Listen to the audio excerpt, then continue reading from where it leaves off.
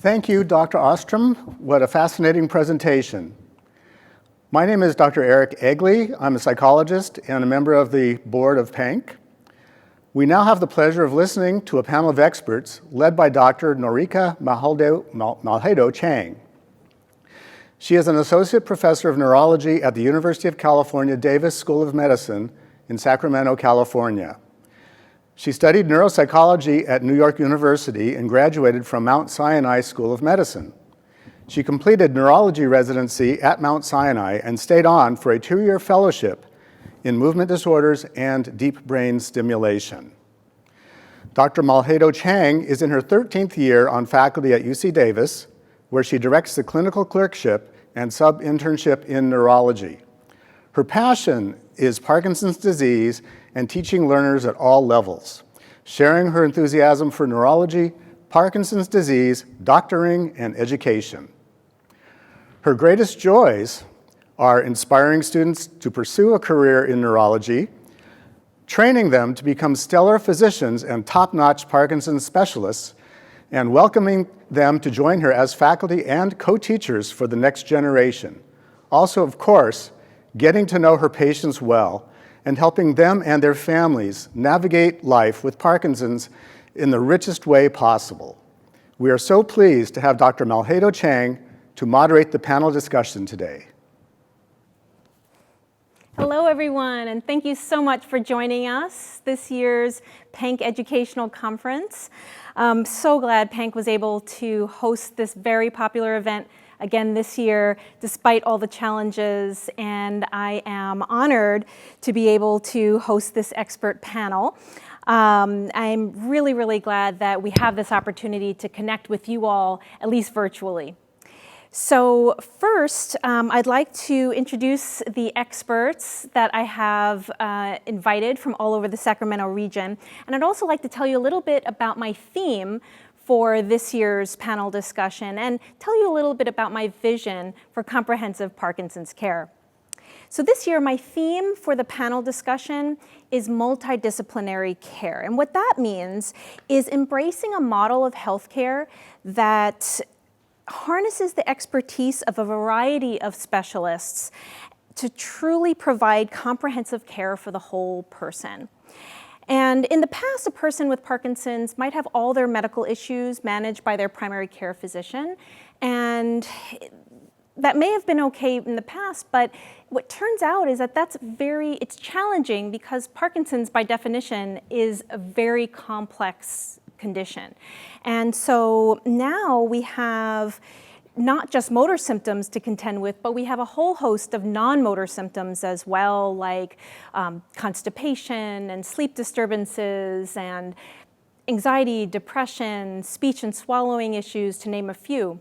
So as our understanding of the field has progressed, we now have subspecialists to help us manage each of these different facets.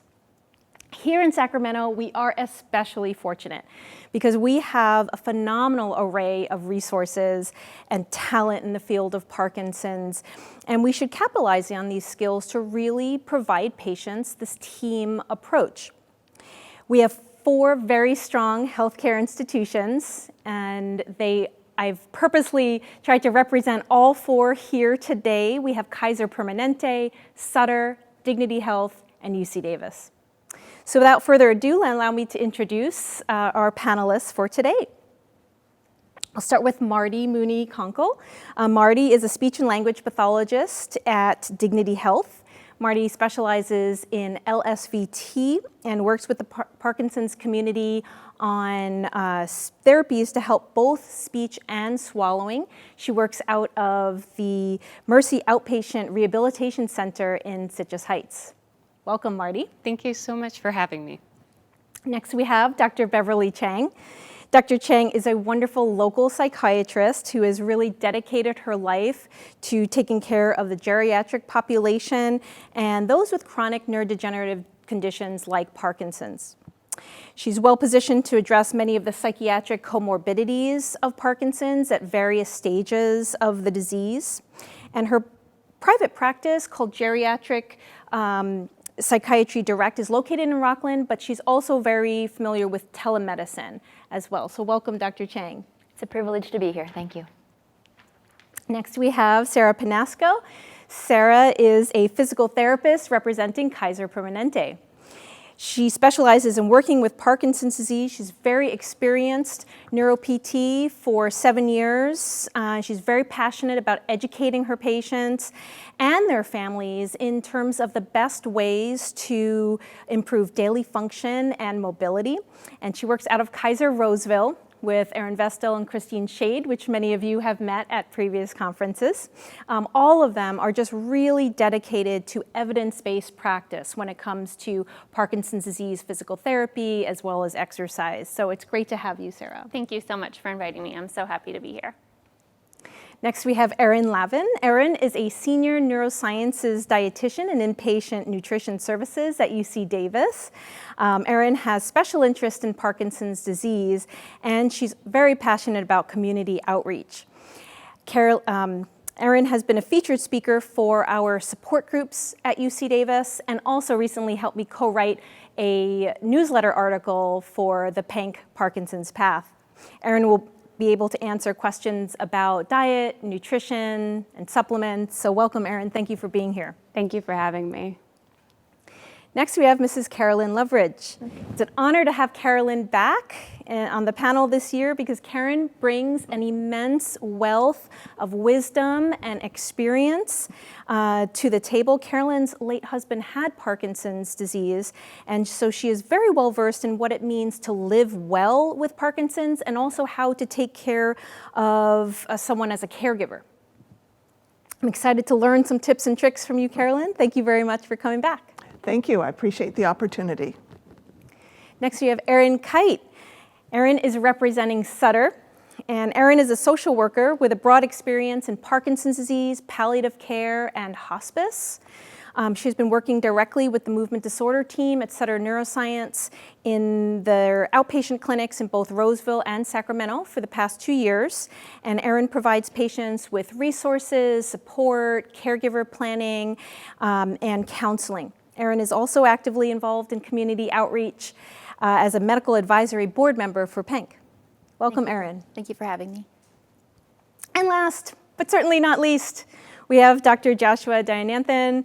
Dr. Dianathan is a movement disorder neurologist at UC Davis. He graduated from UCLA and then went on to medical school in Ohio.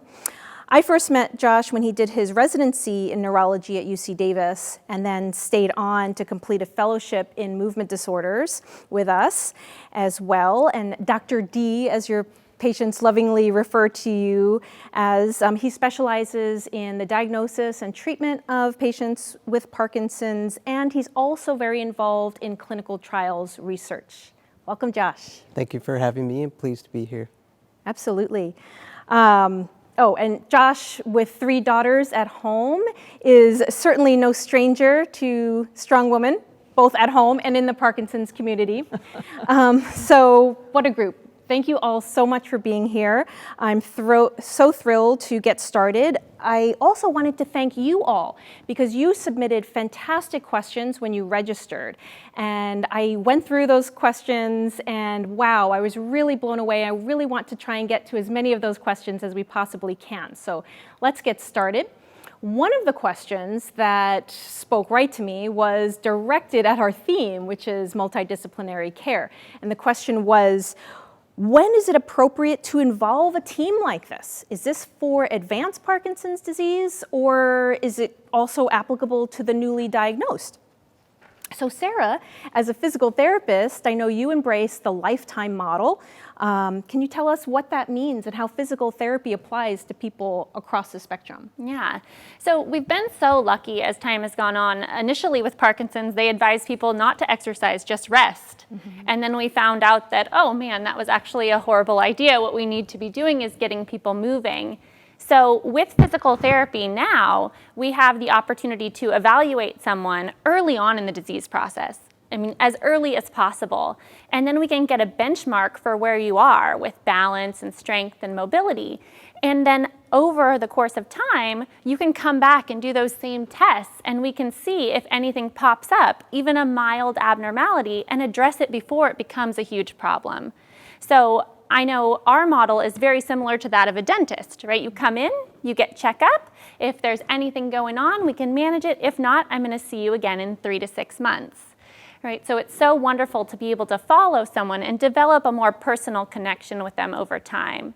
And I will say it also gives me a unique position to say, hey, your voice doesn't sound quite as strong as it did last time I saw you, or I noticed you cough a little bit on water in the waiting room. And so it gives me a chance to pick that up and kind of go over to something like speech therapy when I notice it starts to be an issue. Fabulous, fabulous. And Marty, you also embrace the lifetime model.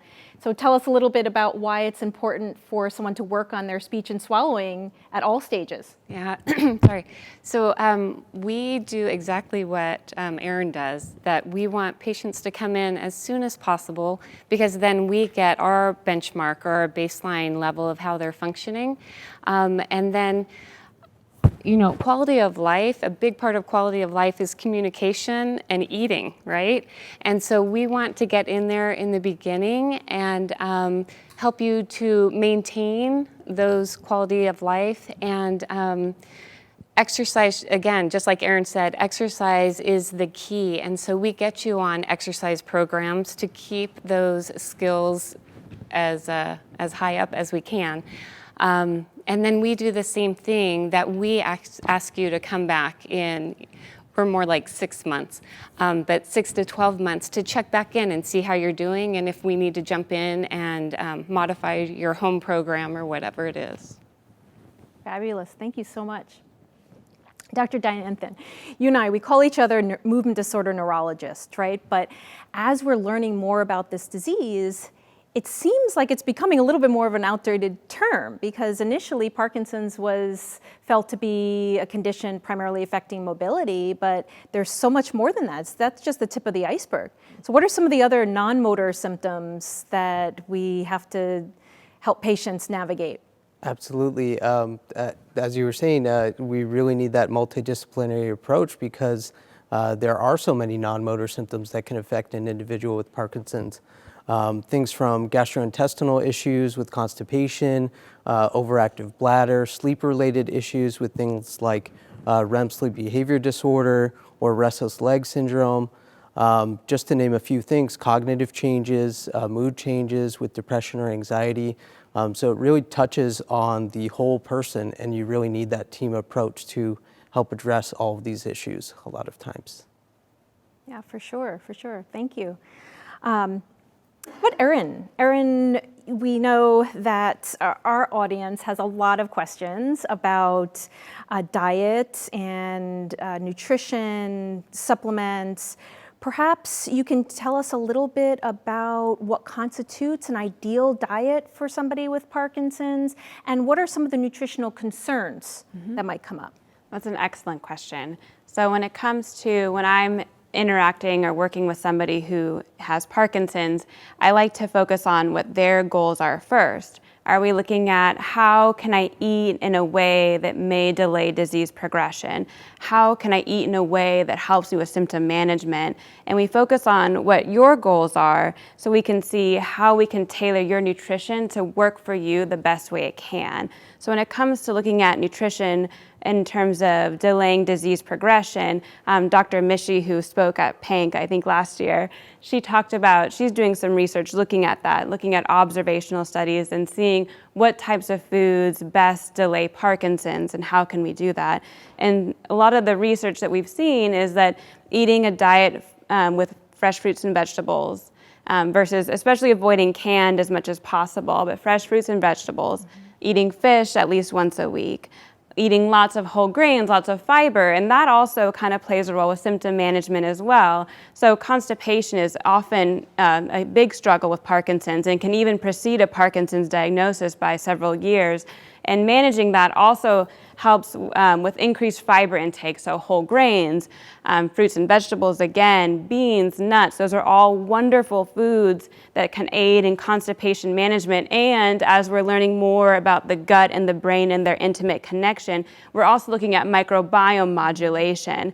And fiber management is the best way to modulate your microbiome, to feed those good bacteria, to make them work their best for you also. So all these things kind of play a role and integrate well together. So one of the best things I would say is increase your fruits and vegetables, increase your fiber. Let's start there. And there's even some small data, but some research to show that even like psyllium husk, which is found in Metamucil as an example, or just increased fiber, especially in the morning, may help modulate your levodopa levels throughout the day too. So really finding what can we do to work with your Parkinson's, what are your goals, and what is most pressing right now. So you mentioned fiber. There's, I tell patients have a lot of fiber in your diet, right? But what are the best ways to get fiber? Excellent question. Some of the best way, foods also always my first preference, so whole foods, because each type of fiber feeds a certain type of bacteria or certain microbe. So like if your microbiome was the ocean, right? We have sharks, we have whales, we have dolphins, and they all eat something a little bit different. And we want a big, healthy ocean with all these different creatures in it. So eating a wide variety and indulging in a wide variety of foods in like kind of that rainbow theme really feeds these different bacteria. And there's a lot of research looking at the MIND diet, which is the Mediterranean diet intervention for neurodegenerative delay, which Mayo Clinic likes a lot. It's very wordy, so we go with MIND, or like a Mediterranean style diet, but really just lots of fish, lots of fresh fruits and vegetables, lots of fiber, lots of whole grains, quinoa, beans, nuts. Those types of foods actually specifically for Parkinson's increase certain bacteria populations that people with Parkinson's tend to be deficient in or have lower levels in. And I would not necessarily recommend a probiotic because some people with Parkinson's already have higher levels of the lactobacillus and the bifidobacteria. So we don't necessarily want more of those popular probiotics, but those whole foods give us a better picture because we don't want just sharks and whales in the ocean, right? We want a whole glorious critter, feast of critters in there. And so foods are really the main way from a microbiome approach specifically to make it work the best for you. Great. Oh, I love that analogy. That's awesome. Thank you. Well, be sure and look at the Parkinson's Path, the summer issue, because your article that you wrote was really good. And then there was one other article in there that relates to it on when to eat and when to take your meds, and to help those balance out and give you better results. So I'm the editor. I want you to look at it. Yeah, Thank you. Thank you. Yeah, actually, Carolyn, thank you so much. If you haven't seen them before, please look at the Parkinson's Path. You've put a lot of work into that, and there's some really, really great informational articles in there. And while we're talking, Carolyn, you've really lived this, right? Parkinson's was your life. Absolutely. You have really such a wealth of real life experience. And diet, as I'm thinking about it, you are probably the one, a care person, and the care partner is the one who's in charge often of preparing the foods. So what were some of the more challenging aspects of being a care person? And maybe you can give our audience some advice from somebody who lived it themselves. Well, I think you don't get discouraged and you try to cater to your person with Parkinson's and help them feel like you are paying attention to their needs, and you just fill them in with good food. One of the things as Parkinson's progresses, a lot of things happen as you end up drooling, and probably the best thing I did was I had a nice big bib that collected the drools and kept your clothes clean, and it was very helpful. And I passed them on to friends, and that's the one thing I passed on that everyone says thank you for. That's great. That's great. Thank you, Carolyn. Next, let's go to Dr. Beverly Chang. So Dr. Chang, you are a psychiatric expert here, and what are some of the more common emotional symptoms that accompany Parkinson's disease at various stages? Great question. So I like to think of anxiety and depression being two main things that I see a lot of in my office, and I make an analogy to the same thing that happens with the GI system, where oftentimes those can be presenting features of Parkinson's. So I will frequently see people that maybe have had a history of depression or anxiety at some low-lying level, and then years before they're actually diagnosed and exhibit tremors or other symptoms, they will say that they've had a particularly worse episode of depression, or the anxiety is just a little bit different. And that is because the same neurotransmitters that are involved in Parkinson's are also depleted for anxiety and depression. And it makes it very difficult sometimes, unless there's a specialist involved who's familiar with Parkinson's, because the symptoms of depression can very much overlap with symptoms of Parkinson's. We have the restricted facial expressions, the slowed thought processes, cognitive issues, just lack of motivation, lack of energy. And it's part of my job to tease out what is depression, what is solely Parkinson's, and it's just very difficult to do that. And so I will often look at things like hopelessness, worthlessness, and that sounds not good, but a lot of times people that are diagnosed with Parkinson's do experience these feelings, and it's just a good thing to have somebody on board on the team that can address these, because it really is a journey from pre-diagnosis all the way through the different stages of Parkinson's. And we have medications to treat that too, the SSRI, selective serotonin reuptake inhibitors, which some of you may have heard of, and there's those and a variety of other agents. And then the anxiety is a whole other world in itself as well. I'll hear the comment a lot that, from the people that may have had generalized anxiety before, what will it be like 10 years from now? How will this progress? Or perhaps they're a little bit more self-conscious now because of a tremor, or at the dinner table type of thing. And then we get into physical symptoms of anxiety, which are also difficult to tease out from Parkinsonian symptoms, because this can coincide with anticipation of a medication wearing off and freezing. So that factors in. And sometimes I've even experienced patients that have full-blown panic attacks. What is a panic attack? It's when the heart starts beating very rapidly. There's a sense of impending doom, like the walls are caving in, people can't breathe, might get a little bit sweaty. And we have medications for that too. The difficulty is that we always have to balance medication side effects versus what they provide as benefits. And a lot of the meds can have unwanted side effects, so I take that into consideration as well. And that's pretty much what I see a lot of. Thank you, Beverly. You mentioned depression. Apathy is also a big issue too. So what is the difference between apathy and depression? Thank you. I forgot that, because it's a very important point to make. Apathy can be a symptom of depression, but it can exist on its own. Apathy is associated with any kind of neurological insult, and what we see is just amotivation. So frequently, when you ask a person with apathy, are they depressed, they'll say, no, everything's fine, but yet they'll exhibit symptoms of depression, like they won't engage in anything. And this is so exacerbating for family members. Carolyn, I'm not sure if you experienced this as well, but I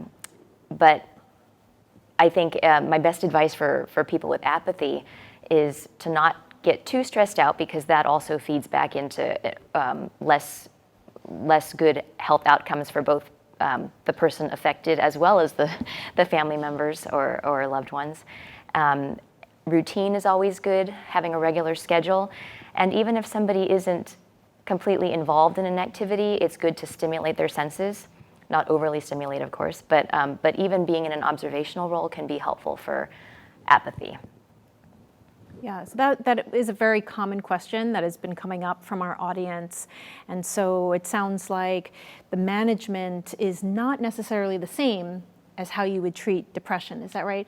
So maybe not the same, or would you use the same medications, or maybe more of a lifestyle or behavioral change? Definitely lifestyle behavioral change, and if depression contributes to apathy, it's definitely worthwhile to treat that. It probably won't resolve all of the apathy that we see.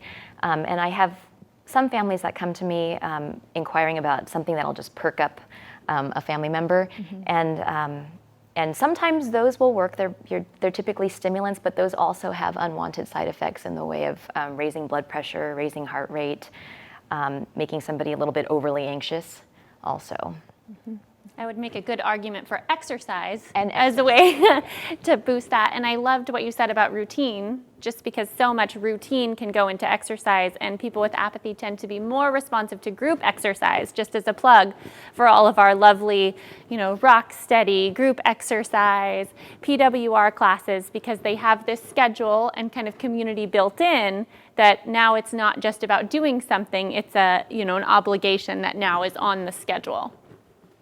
I could not agree with that more. I think that's fabulous. And I think what that does is it's not, a care person nagging or the doctor nagging, but it's you are with your peers, these are your people, and you can all do it together, right? So I think that's a really, really great strategy to use the group exercise to try and combat apathy, because there's nothing harder. I mean, the feeling of not being motivated, not having that initiative to do all the things you have to do, right? To try and slow down progression of this disease. So I would definitely feel that depression, anxiety, apathy, psychosis, these are some of the hardest, most challenging symptoms in Parkinson's overall.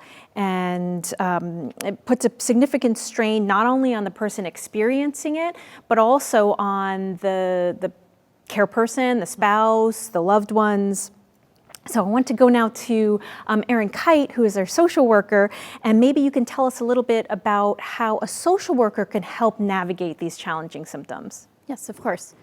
Well, as a social worker, we are available at all stages, and it's actually great for us to start when somebody's initially getting diagnosed or starting to have some symptoms, because we can start talking about long-term planning. We can talk about advanced directives, what are some of the individual's goals, and having those conversations with families. And then as things continue to change and progress, that can cause some stress on the caregivers and the family, and looking at resources at that point and being able to identify what can we do to support this family, more than just the individual, but the family is a big piece of that too. So throughout the whole process, social work can be there to help connect with those resources, provide that support, and get you connected to the people that you need through this journey. Great, great. Can you give us a sense of what kind of resources? Because we keep hearing that there's resources out there, but people ask me, where do I find them? How do I tap into them? What's available? Mm-hmm. There's actually quite a few resources. The PANC is actually a great resource. If you go to their website, they have a lot of resources alone. They have support groups. There's the Parkinson's Wise classes. There's all kinds of resources. There's Del Oro, which is a support for the caregiver of someone with any kind of memory issue. Mm-hmm. So they actually focus on support for the caregiver. They can do one-on-one counseling. They also talk about support groups.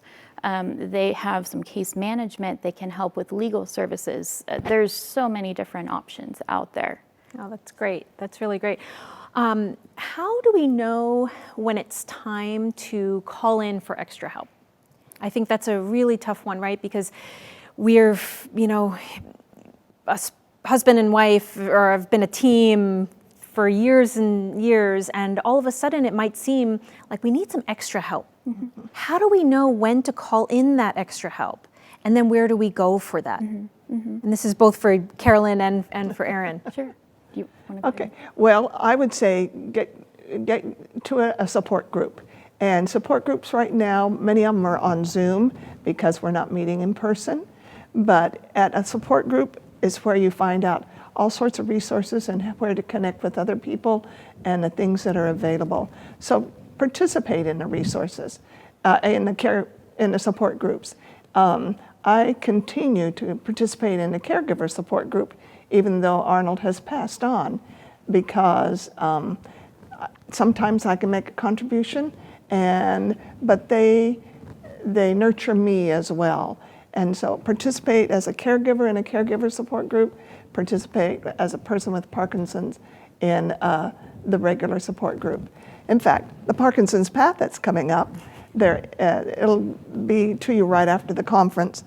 Dr. Chang has an article in there on apathy, and there is an article from a person with Parkinson's and talking about how she and a group put together an exercise group that does both physical exercise, loud, big, and she talks about how they feel obligated to support one another, and how much she called her article the silver lining, and it truly is inspirational. So don't wait for someone to come to you. Get out there and try, and look at the Parkinson's Path. Those are all posted online at panctoday.org, and so you can go back through issues that have been available in the past as well as current ones. Great, thank you, Carolyn. Erin, I think you also have a few things to say about caregivers and maybe help in the home, help outside the home. Sure. Yes, and actually a good place to start is actually just talking to your provider, talking to your neurologist, and starting the conversation with them, because they can then connect you with your social worker, they can connect you with your nurse and with your team, and from there you can work together as a team to figure out what the best option for you would be. There's so many different resources out there for support for families. You can hire caregivers at home, there's facilities, there's day programs, there's respite programs, there's all kinds of options that are available. And so I think talking to your team is a great place to start. Great. Great, thank you so much. Another question that comes up quite a lot is, how do I get involved? What if I want to participate in research or participate in clinical trials? So I'm going to bring it to you, Dr. D. Maybe you can tell us a little bit about how patients can get involved in research. Sure, I think the first step is to voice your desire to get involved in research with your neurologist and kind of get the ball rolling there. They should be able to at least outline what their particular institution has in regards to research for Parkinson's. We commonly utilize a website, clinicaltrials.gov, to help find research studies if we're not a site for a particular study, whether there's a nearby site that may be a good fit. And your neurologist will be able to kind of assess whether you're a good candidate for a study, because given studies are looking for particular characteristics and age range, sometimes a particular stage of diagnosis, certain medications that you've been tried on to see if you're a good candidate. One thing, just touching on the subject of research, I always advise patients that really the big desire that someone should have to be involved in a research trial is to help contribute to the science. We're doing these research endeavors in order to find out if a treatment or a new drug of some kind is helpful in this patient population, but we don't know on the front end if it is going to be helpful. So really, that's the purpose of doing those studies, is to find out if that intervention is useful or not. There is some indirect benefit that people get from being in research. You get more clinical attention, you get more frequent visits, but really that true push to be involved in a clinical trial should be that you want to contribute to the Parkinson's community and to the research and to the science behind it. Great, absolutely. And I know that from even at UC Davis, we've got trials going on at all different stages. So for some of them, you don't have to change your medicines. For some, you might have to. For some, you can do them at home, right? You don't even have to leave home to participate. Yeah, Dr. Ostrom talked about that Topaz Trial that is recruiting currently, looking at a treatment for osteoporosis in Parkinson's disease to help prevent fractures. And the interesting thing about that trial is that you can do the majority of the visits from your own home. And they'll actually send a nurse out to do the assessments. So that's a very interesting and innovative way to conduct a research trial, but a lot of them do involve coming into the clinic very often for visits. Another one that we have is the Restore trial, which we're a rating site at UC Davis, paired with the surgical site at UCSF, and that's a study looking at a viral vector surgical implantation of a amino acid decarboxylase, which is actually something that's deficient in patients with Parkinson's disease that can make their levodopa less effective. So giving that enzyme actually can make it more effective, or at least that's what we're hoping in those patients that are enrolled in that. So how should people contact, if they want to get involved, who do they contact? Yeah, we have great research coordinators. If you contact your neurologist, they usually can get in touch with one of these research sites, and then they will reach out to their research coordinator, who will then contact the interested applicant for that study. Fantastic, excellent, thank you. Speaking of research, I know there's a lot of research in the field of supplements. We have a lot of questions coming in about supplements and their utility in Parkinson's disease. Do you want to touch on that and tell us what you know? Absolutely, yeah. There's an amazing amount of research about any variety of supplements and Parkinson's, and that's pretty common with any neurologic or neurodegenerative disease.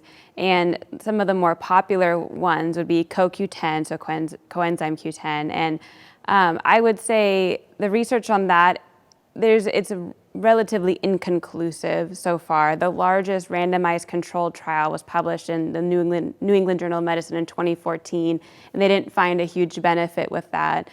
With most supplements, for the most part, there's very little risk involved, but you always have to be mindful with medication interaction. So turmeric supplementation is another popular one, but turmeric can kind of compete with other medications for absorption or limit their efficacy. So do be cautious with that one. It's better just to enjoy curry.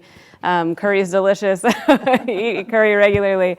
I would be my suggestion there. And then similarly with fish oil, another relatively low risk supplement that may have some benefit to it, but some of the drawbacks with like any of these supplements, like so fish oil, if you like take the capsule of fish oil and you look at the fish, like these are not quite the same. So there's compounds in fish that help your body utilize the omega-3s and have those become part of your cell membranes and make your brain work a little bit better. But you don't necessarily get that in the fish oil. So we don't necessarily have all those pieces of the puzzles figured out. So supplements may never be quite the same as food, but there is definitely some research with maybe fish oil and helping out with maybe some of the depressive symptoms, or just maybe including those foods is a good place to be. And then if you're finding that it's getting hard to eat those fresh fruits and vegetables, and it's getting hard to get those variety of foods because you're getting tired, or it's getting more difficult to eat those, making sure you're getting enough is never a bad insurance plan. So like the B vitamins are ones that have been looked at in Parkinson's, and the fish oil, and vitamin C is one that's sometimes talked about too. So if you're finding that you're not able to get that variety in nutrients, then yeah, it may not be the worst idea to have one of those back up just to make sure you have enough, because those are some of the levels that we look at when somebody comes in who's into the hospital who's a little confused. We're usually checking a B12, we're checking a B1 level. So making sure you have those is not the worst idea. And again, with probiotics, I can't say I would recommend those at this point. I think the gut-brain axis with Parkinson's is blossoming in research. It's incredible. But I went to a microbiome symposium a couple months ago, and I like what they said when they said, we're at mile 1 of 300,000. You just got to bear with us. We're not there yet. The marathon is just beginning. But again, the best research we have for modulating microbiome is with food. So if you want to know what can I do to get my bacteria working hard for me, is to eat the fiber and give them the fuel they need to work their best for you. That's great advice. Thank you. If I could touch on something, thank you, Erin. But one thing that comes up not infrequently for me are dopamine boosting supplements and whether those are appropriate for patients. I usually counsel patients to avoid those, especially those ones that are the Mucuna Purion supplements, given some concern that they could potentially interact with our other dopamine boosting medications. I also have concern that supplements aren't regulated as much as pharmaceutical medications, so they're not subject to FDA scrutiny as far as potency or other additives to them. So that's something that I steer patients away from, especially those Mucuna supplements. Absolutely. I just thought I'd throw that in. Yeah. If you are going to buy a supplement, look for ones that have a label on them that says USP, and those are ones that are third-party tested and third-party regulated. So there's a label that they can pay to apply for, the companies can, to have someone come in and investigate and test those levels. And it's not common to find that, but some of the brands will have that. So always look for a label to show that, because you're right, they're not regulated at all. So it's hard to know what you're really paying for, because they can be very expensive too. Right. So at least look for the USP label to make sure that if you are going to take it, that you're getting what you're paying for. That is great advice. I did not know that. Thank you.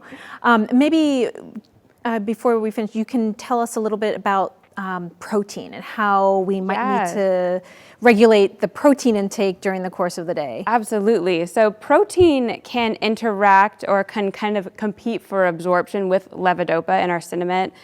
So protein, I think of proteins as a castle. So castles are built of all these different building blocks, and those are amino acids. And every protein, every castle looks a little bit different. And some castles work really well together, and some castles really don't get along very well at all. And so when we think about protein as a castle, so certain castles like meats, especially animal proteins, those definitely can, not necessarily in everybody, but in some subsets, it definitely can compete for absorption. So if you're having some struggle with your on and your off times, then usually my recommendation is to kind of rearrange those, especially those animal proteins, to the end of the day, when you don't have to be out and about and you don't have chores to do. Try and rearrange those to the end of the day. Now, on the other hand, there's some research, especially in Japan, they're looking at like plant-based proteins and how those might be castles that may even get along with levodopa.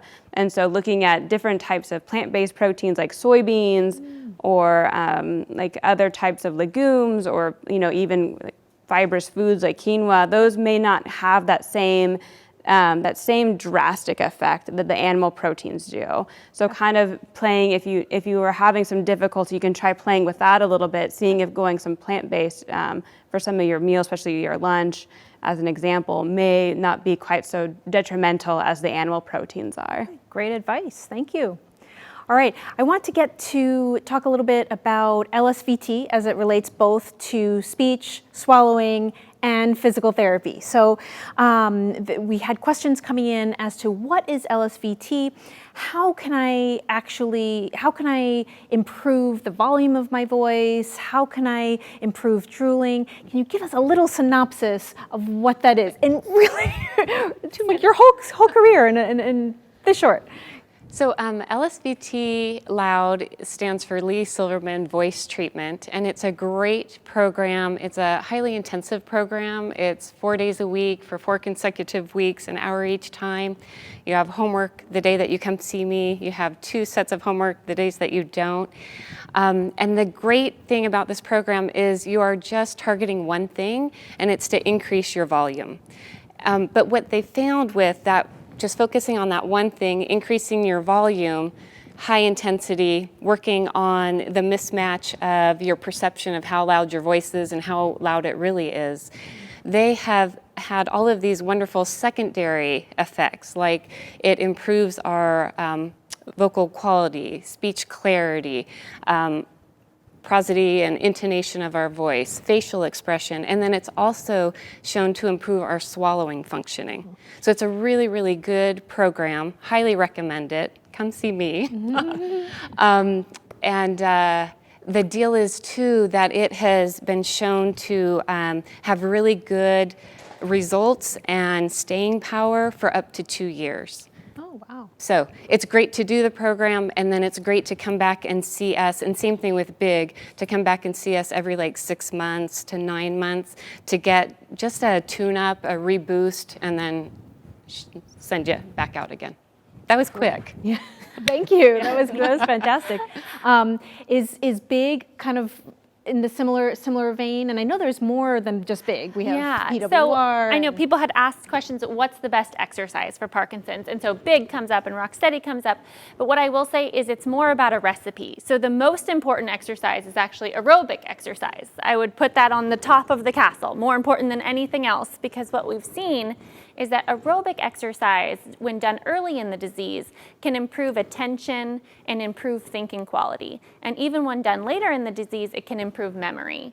So kind of piggybacking off of that, our biggest concern really as the disease progresses is a respiratory dysfunction, right? So when we taper in aerobic exercise with allowed voice training, we're getting such good expansion of your respiratory system. And especially in this COVID world, I cannot emphasize enough how important it is to take care of your respiratory system with your voice and your breathing. Thank you. Thank you so much. So I wish we had more time to talk about a whole bunch of other topics, but as you can see, Parkinson's is complex, and so we really do need to enlist the help of all of these subspecialists to really provide the most holistic and comprehensive care. Thank you to all the experts on this panel for their enlightening perspective today. So let's get up and get moving again. Don't forget to hydrate, or you can take a personal break, but I promise you are in for a treat coming up next. Paul Mccarthy is a PANC board member and certified personal trainer, and he is going to lead us in our next movement break. Paul is a dedicated and passionate personal trainer, nutrition coach, and life coach. And his work inspires people with Parkinson's, cancer survivors, basically anyone who wants to keep in their best physical condition. He's also trained in Parkinson Wise, which you can learn more about by accessing the video link you received in your conference packet. All right, Paul, let's get moving.